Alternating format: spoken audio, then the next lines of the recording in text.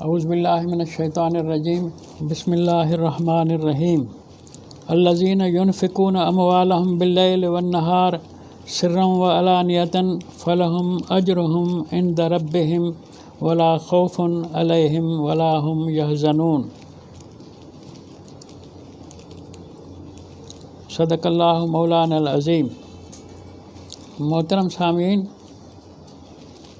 یہ سورۃ بقرہ کی 272 آیت میں نے آپ کی خدمت میں تلاوت کی ہے، جو میں 281 تک ان آیات کے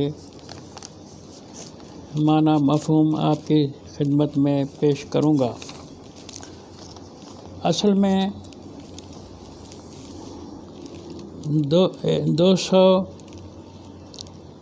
273 سے معاملہ مسئلہ ربا کا آتا ہے، سود کا آتا ہے۔ رکوع شروع ہوتا ہے کہ جو لوگ خرچ کرتے ہیں اپنے مالوں سے رات میں دن میں مخفی کھلے نمونے، ان کے لیے اجر ہے اللہ کے پاس، عند ربہم، ان کے پالنے والے کے پاس۔ مطلب یہ بات شروع کی گئی کہ مال تم نے کمایا ہے تو خرچ کرو، چاہے رات کو دن کو مانا رات دن خرچ کرو، علانیت سرا و علانیتاً، کھلے نمونے اور چھپے نمونے۔ وہ موقع محل کی بات ہوتی ہے، کہیں چھپے نمونے کسی کو دینے میں بہتری ہوتی ہے، کسی کو ظاہری نمونے سے دینے میں بہتری ہوتی ہے۔ ہر طرح سے خرچ کرو۔ جو ایسے کرتے ہیں فلہم اجرہم عند ربہم، ایسے لوگوں کے لیے اجر ہے اللہ کے پاس جو ان کا رب ہے۔ ولا خوف علیہم ولا هم یحزنون، جو دینے والا ہوگا اس کو مستقبل کا کوئی خوف نہیں ہوگا، ولا هم یحزنون، اور نہ وہ ماضی سے دکھی ہوں گے۔ خوف جب بھی ہوتا ہے وہ آنے والے دور کے مسائل، مصائب، مشکلاتوں سے ہوتا ہے۔ خوف اور غم کا فرق سمجھا جائے۔ حزن معنی غم، درد۔ خوف وہ آئندہ کوئی مصیبت دیکھنے میں ہو، اس سے پہلے ہی آدمی ڈرتا ہے، اس کو خوف کہا جاتا ہے۔ جو غلط کام کیا، جو ناجائز کام کیا، اس کے بعد اس کے اثر سے جو طبیعت پہ جو اثر ہوتا ہے اس کو دکھ کہا جاتا ہے۔ تو تم خرچ کرو گے تو دونوں طرف سے بچ جاؤ گے۔ آنے والے خوف سے بچو گے کیونکہ تم نے لوگوں کی مدد کی ہے، لوگ تیرے ساتھی ہیں، تو اکیلا نہیں ہے۔ جن کو بھی تو نے نوازا ہے، اپنی کمائی سے کچھ دیا ہے، وہ تیرے دستے راست بن جائیں گے، تیرے مددگار بن جائیں گے۔ اور ماضی میں کوئی گناہ کر بیٹھے ہو تو اب یہ جو لوگوں کی مدد کی تو نے اپنے مالوں سے، اب یہ اللہ کے گویا کے بندوں کو تم نے دکھوں سے نکالا ہے، مشکلات سے نکالا ہے، ان کو کام آیا ہے، تو اللہ تیری مدد کرے گا ماضی کی تیری گناہوں کی وجہ سے۔ تو خرچ کرنے والا ہر طرف سے بچ جائے گا۔ اللہ تعالیٰ یہ تمہیں اطلاع دے رہا ہے کہ تم اپنا کمایا ہوا مال لوگوں میں خرچ کرو، آئندہ کی مصیبت سے بھی جان چھٹ جائے گی، میں بھی تمہارے گناہوں سے تمہیں بچا لوں گا۔ الذین یاکلون الربا، یہ بات ایک اس آیت 82 میں 72 میں تو ہو چکی، اب بات ہے جو ناجائز طریقے سے پیسے کماتے ہیں ان کی بات قرآن کر رہا ہے۔ الذین یاکلون الربا، جو سود کھاتے ہیں، ربا بڑھوتی اور پیسے کے اوپر پیسہ کمانا، ربا کہا جاتا ہے پیسے کے اوپر پیسہ کمانا۔ روپیہ دے کر کے، 1 روپیہ دے کر کے 1 روپیہ لو، اس میں کوئی گناہ نہیں ہے۔ 100 روپیہ دے کر کے 100 روپیہ لو، اس میں کوئی گناہ نہیں ہے۔ 100 روپیہ دے کر کے اور پھر 150 لو، 125 لو، اس میں گناہ ہے، بڑھوتی گناہ ہے۔ اس ربا کی معنی ہے بڑھوتی۔ لا یقومون الا کما یقوم الذی یتخبطہ الشیطان، جو لوگ سود کھاتے ہیں، جو لوگ بڑھوتری سے اپنی یعنی معیشت بناتے ہیں، پیسے سے پیسہ کماتے ہیں، ان کی بات قرآن کر رہا ہے لا یقومون الا کما یقوم الذی یتخبطہ الشیطان من المس، یہ ایسے ہیں جو اٹھتے بیٹھتے ادھر ادھر جس کے ساتھ ملیں جیسے شیطان کسی کو مخبوط الحواس بنا دیتا ہے، اس طرح ادھر سے کتنا آیا، ادھر سے کتنا آیا، اس نے کتنا دیا، اس کے پاس میرے کتنے ہیں، سارے اسی دھن میں رہتا ہے کہ مجھے فالتو پیسے خرچ کرنے سے، سود پر کسی کو پیسے دینے سے کتنے ملے ہیں، کتنے ملنے چاہیے، ابھی کتنے باقی ہیں، مخبوط الحواس ہو جاتا ہے من المس، جس کو شیطان یعنی بس ایسے سمجھو جیسے کسی کو سانپ ڈس لے۔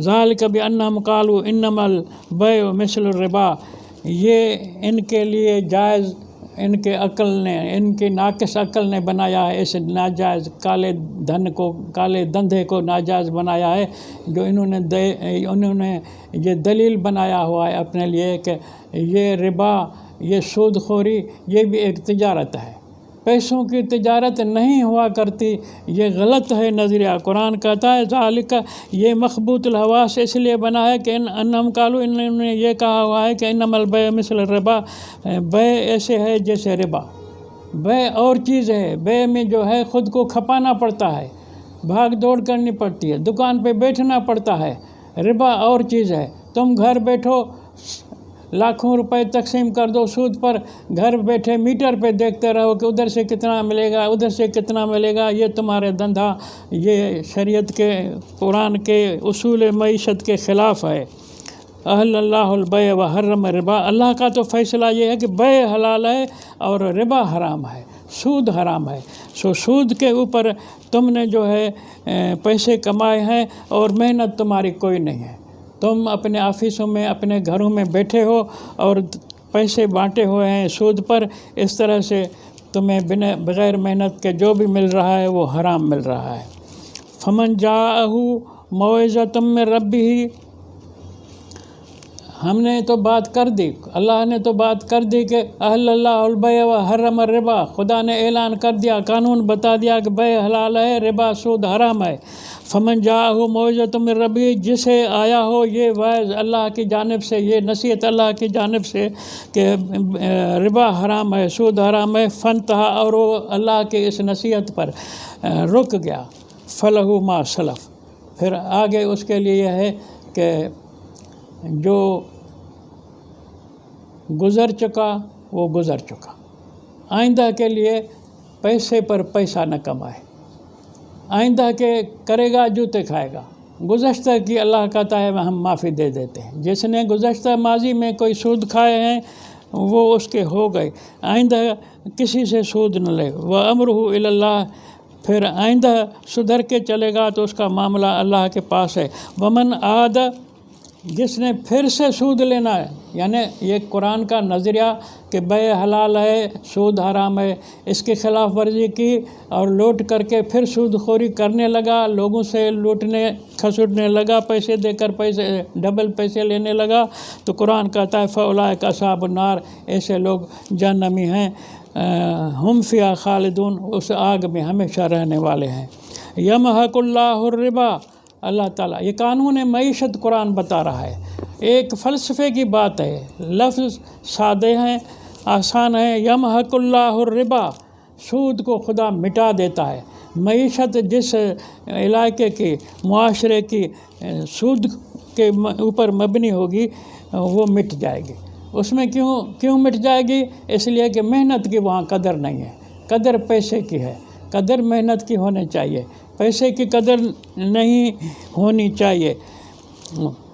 یمحق اللہ الربا، اللہ تعالیٰ مٹا دیتا ہے سودی معاشرے کو، سودی پیسے کو، سودی کمائی کو مٹا دیتا ہے۔ وَيُرْبِ الصَّدَقَاتِ، اور بڑھاتا ہے صدقات کو، صدقات مانا کمائی ہوئی دولت سے جو ٹیکس دیا جاتا ہے گورنمنٹ کو، وہ گورنمنٹ سکھی ہوتی ہے، وہ گورنمنٹ آسودہ ہوتی ہے، وہ معاشرہ آسودہ ہوتا ہے۔ واللہ لا يحب كل کفار اثیم، اللہ تعالیٰ نہیں پسند کرتا ہر قسم کے منکر اور مجرم کو۔ ان الذین آمنوا وعملوا الصالحات، یقین سے تحقیق وہ لوگ جنہوں نے ایمان لایا اور عمل صالح کے، واقاموا الصلاۃ وآتوا الزکوٰۃ، اور قائم کے क्या ड्यूटियों के सिस्टम को ऐसा कायम किया, ऐसा जो आतो ज़कात लोगों को सामान्य परवरिश दिया अपने ड्यूटियों के ज़रिए। यहाँ सलात की माना नमाज नहीं है।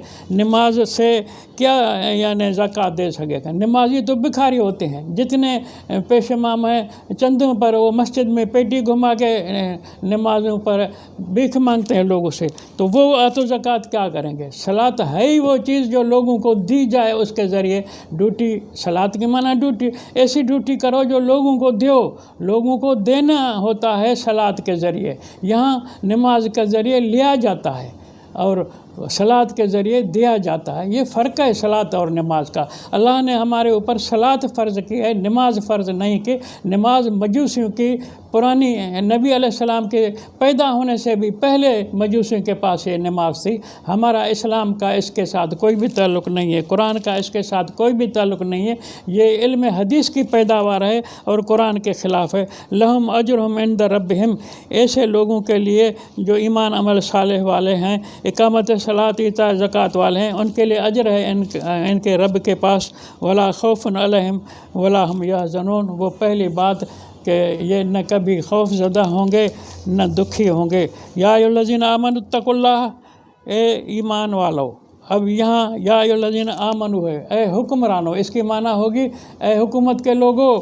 या अय्युहल्लज़ीना आमनु माना ए अमन देने के ज़िम्मेदारों, इत्तकुल्लाह, डरो अल्लाह से। वज़रू मा बकिया मिनर रिबा, आइंदा के लिए छोड़ दो जो लोगों के पास तुम्हारे पैसे सूद के हैं वो माफ़ कर दो। ऐलान कर दो कि आइंदा सूद ख़त्म, हमने जिसको कर्ज़ दिया है बस उतना ही लेंगे जितना दिया है, जितना दिया है इससे बढ़कर सब सूदी कैंसिल, मुआहदे के ख़त्म।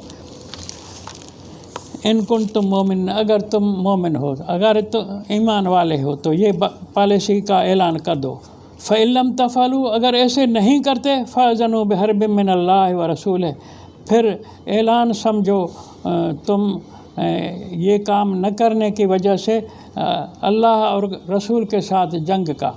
ये अल्लाह और रसूल तुम्हारे साथ जंग करेगा अगर सूदी निज़ाम नहीं छोड़ते। वो क्या कुछ होगा? वही कुछ होगा कि तुम्हारी दौलत, तुम्हारी ये रियासत ढह जाएगी, ख़त्म हो जाएगी, बेबस हो जाएगी, माशी तरह तुम कल्लाश हो जाओगे, बिखर जाओगे। व इन तुबतुम फलकुम रूस अमवालकुम, अगर तुम तौबा करते हो सूद लेने से तो तुम्हारे लिए जो पहले तुम खा चुके हो सूद के कुछ किस्तें वो तुम्हारी हो गई। ला तज़लिमून वला तुज़लमून, आगे न तुम जुल्म करो न तुम्हारे साथ जुल्म किया जाएगा। इसकी माना है कि आइंदा की किस्तें बग़ैर सूद के होंगी और जो ले चुके हैं उसके लिए कुरान कहता है कि हम आपको रियायत देते हैं, आइंदा सूद की बातें ख़त्म करो और किस्तें भी ख़त्म करो। व इन कानज़ू उसरतिन, जिनको तुम सूद पर पैसे दे चुके हो अगर वो तंग दस्त है, फ़नज़रतुन इला मैसरा, उनसे वो पैसा भी जो तुमने दिया है लो सही, लेकिन नज़रतुन इला मैसरा, आसानी के साथ। वो कंगला है, उसने मजबूरी से कर्ज़ लिया था, इसलिए वो मजबूर आदमी से उससे तंग न करो कि सब के सब पैसे अभी दे दो। सूद ख़त्म क्या है तो तुझे कर्ज़ अभी दे वापस जो लिया है, ये नहीं होगा। वो सहूलत के हिसाब से देगा। मैसरा की माना आसानी से जो दे सके, उसके शकत में हो, उसके तौफीक में हो तो देगा, नहीं हो गई तो नहीं देगा। व अन तसद्दक़ू खैरुल लकुम, नहीं तो वो कंगला है तो तुम सदका दे दो, तुम तो अमीर हो, तुम तो दौलतमंद हो। वो कोई बच्चे बीमार थे, कोई घर में कोई मुश्किल पड़ गई थी जो कर्ज़ लिया था सूद पर, इसलिए उसके साथ तंगी न करो। अच्छी बात यह है कि तुम वो बाकी किस्तें जो उसकी तरफ तुम्हारी हैं वो सदक़े में छोड़ दो इनको, इनको तुम तालमून, अगर तुम इस फ़लसफ़े को समझ सकते हो, जानते हो। वत्तकू यौमन तुरजाऊन फ़ीहि इलल्लाह, डरो उस दिन से जिस दिन लौटाए जाओगे तुम अल्लाह की तरफ। اور اس دن تمہارے ساتھ جو حشر ہوگا اس دن سے آج ڈرو، آج غریبوں کے ساتھ اچھا سلوک کرو۔ ثم توفیٰ کل نفس، جس دن اللہ کی طرف لوٹائے جاؤ گے تو پھر پورا کیا جائے گا ہر شخص ما کسبت، جو کچھ دنیا میں اس نے کیا ہوگا وہ حساب قیامت میں پورا کیا جائے گا۔ وَهُمْ لَا يُظْلَمُونَ، ان کے ساتھ کسی کے ساتھ بھی دنیا میں آخرت میں اللہ کے پاس پہنچنے کے بعد ظلم نہیں کیا جائے گا۔